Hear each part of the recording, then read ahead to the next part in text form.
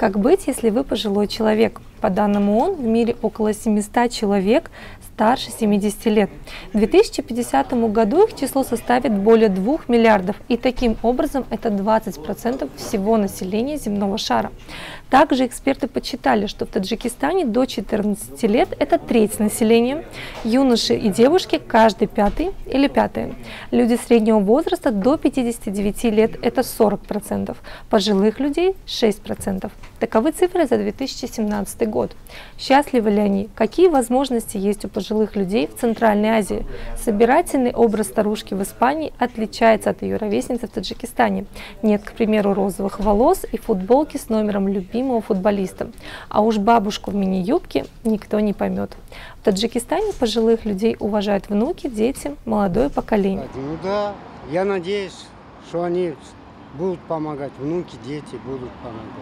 Иншаллах, همه فرزندای تاجیک مردم حرمت پدر و مادر را میدونن تا آخر باید دونن. البته امید دارد هر یک پدر مادر مثال از فرزندش، لیکن حاضرانگی وقت با همه خاطر قیین حاضر شرایط زندگی کردن. لیکن ببینید کلام خدا با گفته است که هر کس باید عروبه خودش را خودش کشد.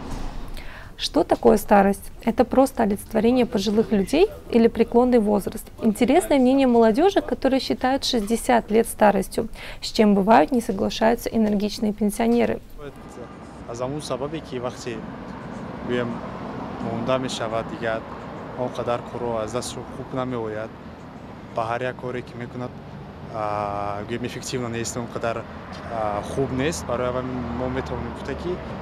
همین شخص پیر است یا که پیر نیست. اگر خیلی طرفی قانونی گیریم آدم تا 60 پیر شده نمیتونه برای کی سعدی خودش گفته که پیری من تا 70 و 60 هستم. خیلی برای با فکر من то همیشه سوال است.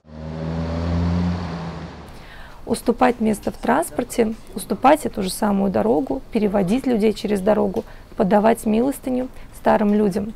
Несколько обязательных выполнений правил пожилым людей. В Таджикистане социальная пенсия довольно маленькая. Ее совершенно не хватает на достойную старость. Поэтому о стариках принято заботиться детям, внукам.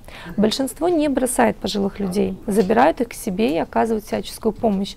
Пожилой возраст не всегда дает право на свободу и на чувство этой самой свободы.